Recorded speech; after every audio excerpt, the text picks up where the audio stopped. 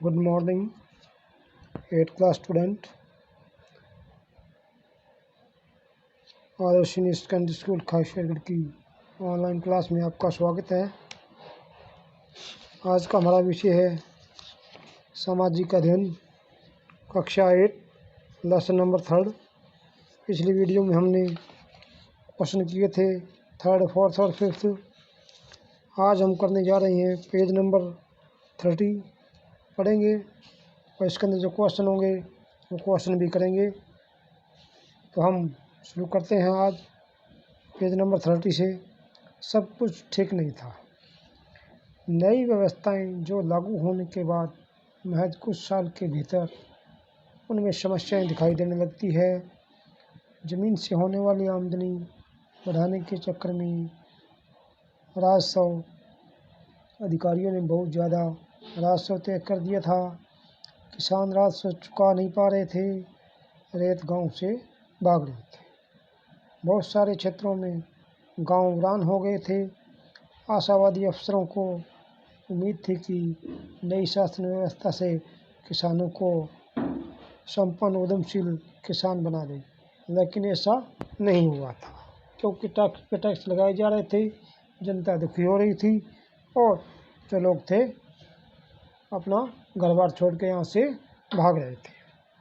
आगे आता है यूरोप के लिए फसलें। अंग्रेज़ों ने यह भी महसूस किया था कि ग्रामीण इलाके न केवल राजस्व प्रदान कर सकते हैं, बल्कि वहाँ यूरोप की ज़रूरतों के हिसाब से सही फसलें भी पैदा की जा सकती है।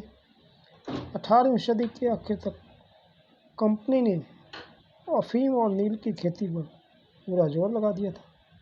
इसके बाद लगभग 150 साल तक अंग्रेज देश के विभिन्न भागों में किसी न किसी फसल के लिए किसानों को मजबूर कर रहे थे।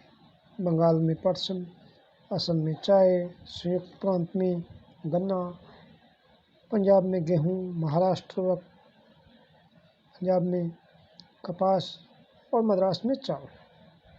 ये कैसे कैसे किया गया था। अंग्रेज़ों ने अपनी ज़रूरतों की फसलों को, खेती को फैलाने के लिए अनेक तरीके अपनाए थे। इस तरह एक फसल का उत्पादन ऐसी पद्धति को अच्छी तरह समझे थे। इसके अंदर एक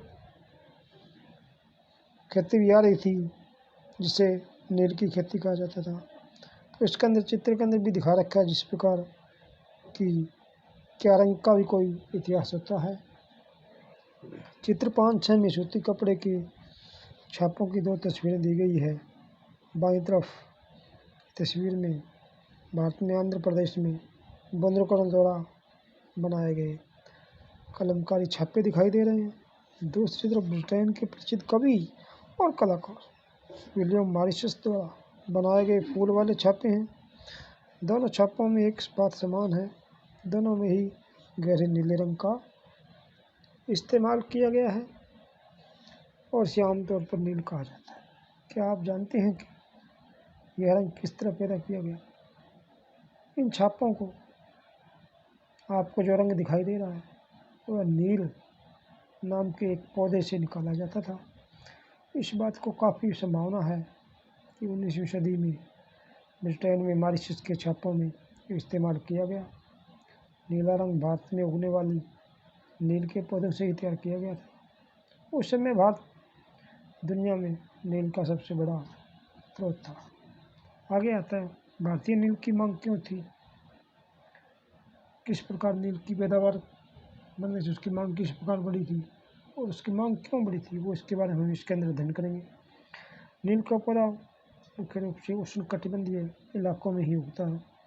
13वीं सदी तक इटली, फ्रांस, ब्रिटेन में कपड़ा उत्पादक कपड़े की रंगाई के लिए भारतीय नील का इस्तेमाल कर रहे थे।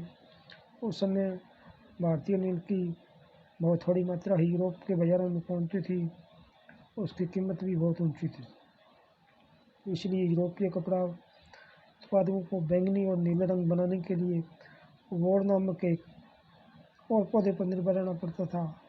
वोड पौधा शीतोष्ण उष्ण क्षेत्र में उगता था, इसलिए यूरोप में आसानी से मिल जाता था। उत्तरी इटली, दक्षिणी फ्रांस व जर्मनी और ब्रिटेन के कई हिस्सों में यह पौधा उगता था।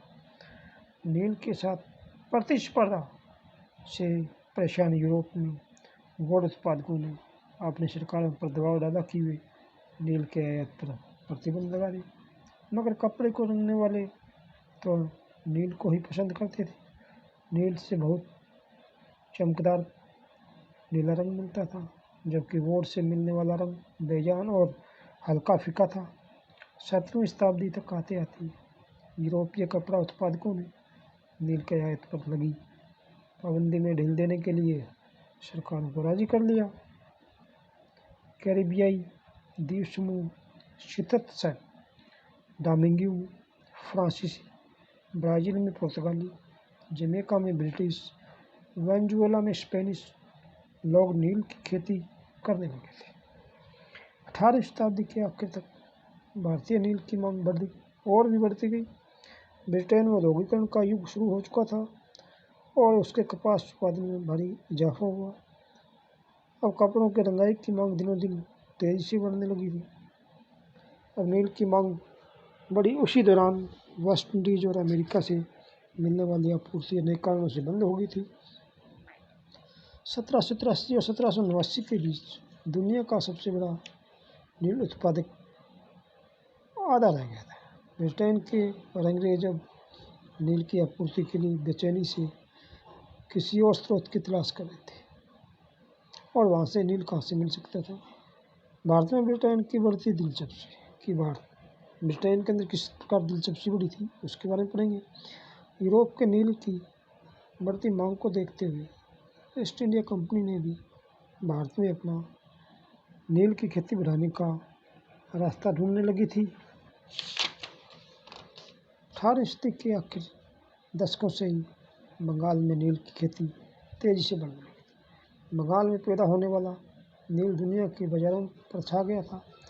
1788 में ब्रिटेन द्वारा आयात किए गए नील भारतीय नील का हिस्सा केवल 30% था। 1810 में ब्रिटेन द्वारा आयात किए गए नील में भारतीय नील का हिस्सा 95% हो चुका था। जैसे जैसे नील का व्यापार बढ़ा, कंपनी के अफसर और व्यवसाय के जन नील के उत्पादन में पैसा लगाने लगे। समय बीतने के साथ साथ कंपनी के बहुत सारे अधिकारियों को नील के अपने कारोबार पर ध्यान देने के लिए नौकरियां छोड़ दी। भारी मुनाफे की उम्मीद में स्कॉटलैंड और इंग्लैंड के बहुत सारे लोग भारत आए और उन्होंने नील के बागान लगा लिए।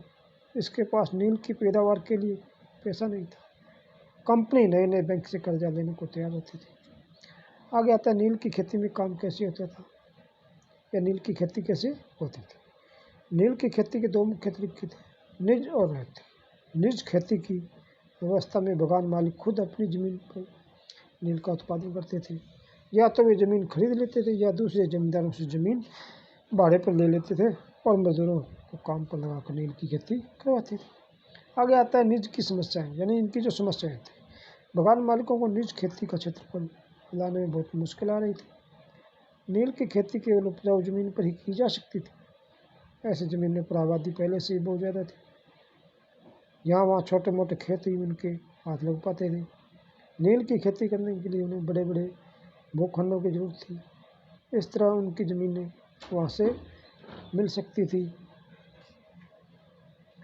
उन्होंने नील की फैक्ट्री के इर्द गिर्द पट्टे पर ज़मीन लेने के लिए प्रयास किए और वहाँ के किसानों को हटवा दिया। मजदूरों को इंतजाम भी करना आसान नहीं था। बड़े बड़े बागान के लिए बहुत सारे जमीन मजदूरों की जरूरत पड़ती थी। बड़े पैमाने पर निज खेती के लिए बहुत सारे हल बैलों की भी जरूरत पड़ती थी। एक बीघा नील की खेती के लिए 2 हल चाहिए थे, यानी 1 बीघा ज़मीन के ऊपर जो नील की खेती करनी थी तो उसके लिए 2 हल चाहिए थे। इसका मतलब यह था, अगर किसी बगान मालिक के पास 1000 बीघा ज़मीन है तो उसे 2000 हलों की जरूरत पड़ती थी। हलों को खरीदना, उनका रख रखाव करना एक बड़ी समस्या थी। किसानों से भी हल नहीं मिल सकते थे, उन्हें अपने ही इन चीज़ों की जरूरत होती थी। इस समय नील उत्पादकों की जरूरत थी। उस समय किसानों को हल बैल भी चावल के खेतों में व्यस्त रहती थी। 19वीं सदी के आखिर तक बागान मालिक निज की खेती क्षेत्रफल में हिचकिचाने लग गए थे, यानी उनका विश्वास जल्दी ही खत्म होने लगा था। इस व्यवस्था के तहत नील की पैदावार वाली 25% से भी कम जमीन आती थी। बाकी जमीन रेती व्यवस्था के अंतर्गत थी। आगे आता है रेतों की ज़मीन पर नील की खेती। ये हमारा क्वेश्चन नंबर 6 भी बनता है इसका, ये आपको करना है। रेती व्यवस्था के अंदर बगान मालिक रेतों के साथ एक अनुबंध सट्टा करते थे। कई बार वे गांव के मुखियाओं को भी रेतों की तरफ से समझौता करने के लिए बाध्य कर देते थे, जो अनुबंध पर दस्तखत कर देते थे। उन्हें नील उगाने के लिए कम ब्याज पर बगान मालिकों से नगद कर्जा मिल जाता था। कर्जा लेने वाले रेत को अपनी कम से कम 25% ज़मीन पर नील की खेती करनी होती थी। बगान मालिक बीज और उपकरण मुहैया कराते थे, जबकि मिट्टी को तैयार करने, बीज बोने और फसल को देखभाल करने का जिम्मा काश्तकारों के ऊपर ही रहता था। जब कटाई के बाद फसल बगान मालिक को सौंप दी जाती थी तो रेत को नया कर्जा मिल जाता था। इस प्रकार ये रेत वाली व्यवस्था चल रही थी। आज हम यहीं तक पढ़ेंगे। इसका 6 क्वेश्चन आपको आता है, ये करना है आपको और इस लेसन को दोबारा पढ़ना है। धन्यवाद।